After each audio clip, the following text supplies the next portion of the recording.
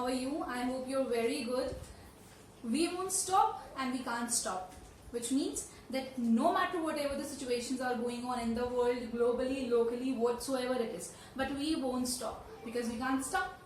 So today we are back with hopes and motivations and with our spirits very high, and today we'll be starting with this commercial studies. We'll be continuing with the chapter that we left in the previous video. This is the book that we are following, class 9th, correct? So we are going to continue with our joint stock company merits, correct? So chapter number 7, joint stock company, and these are the 5 merits that we'll be covering. Okay, these are the 5 merits that I will be explaining it to you and that you have to learn it. Correct? So the first merit is large capital resources. For the explanation, you can follow your book, page number 44. Alright? So the first is large capital resources. Now, joint stock company is a very large organization. It is a very large organization. It is a very large firm and it works on a very large scale. So for that, we want large capital resources. Correct? Second, continuity of existence. As in the last video and in the features, we have discussed that joint stock company is the organization which is not affected, which is not stopped because of the members due to the insolvency, retirement, death, whatsoever the reason is. The joint stock company does not stop its business. So, because of that, we have continuity of existence. Third is efficient management. Efficient management because joint stock company has experts hired.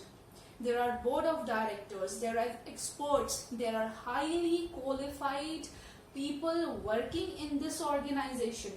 Therefore, there is no problem, difficulty or any confusion in the business of the management.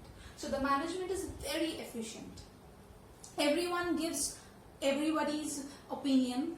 Everybody's opinion is considered and therefore the decisions are being taken accordingly. Fourth is public goodwill. Now public goodwill means public confidence. Public goodwill means confidence of the people that if I have a very nice image, then you are going to trust me. If I tell you to deposit lakhs and lakhs or crores of rupees to invest into my organization, you will not fear of doing that. Why? Because I have a good reputation in the market. Correct? I have a good reputation in the market. My name is very strong. Like Tata, Birlas, Reliance. All these have a public goodwill. Why? Because these contain an image in the market. They are business tycoons, they are business kings. So therefore, if they ask the people to invest money in their company, in their firm, the people won't actually hesitate. Why? Because they have a confidence. So joint stock company, again, it enjoys the public goodwill. It enjoys public confidence. Why? Because it has a nice, strong name in the market. And the last one that we are doing is democratic management. Democratic management means anybody can come and anybody can go. It is a voluntary association. First thing. Second thing, there are board of directors, those who are sitting on the chairs, holding that power and authority, correct? And they treat each and every one, investors, shareholders, everyone according to their capital. Correct? So if I am related to you somehow by blood, by any terms, I won't be treated that way. I would be treated only on the basis of the capital which is invested by me in the organization. Correct? So there is a democratic management. Everybody is treated according to the post of everyone holding in the joint stock company. Correct? So these are the 5 merits that we have discussed. And now we will move on to the demerits. Next topic which we will be covering is demerits of joint stock company. The very first demerit of joint stock company, and for this you can follow the next page, page number 45 for this. First is legal formalities.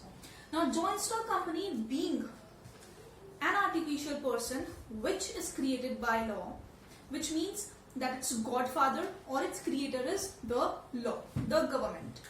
Where there is government, where there is law, there will be legal formalities. So joint stock companies procedures, joint stock companies working is lot and wholly dependent upon tough, or you can say tedious legal procedures which ends up in the formalities, legal formalities. Correct? Second is lack of motivation. Because there are numerous people, there are numbers of people involved in this organization. There are many people, those who are working in this organization, under it, inside, outside, jointly, semi-jointly. There are many people, those who are connected with joint stock companies. Therefore, there is lack of motivation because nobody is connected personally. Correct? You do not have any lack of motivation because I am over here motivating you every now and then in every of the videos. Correct?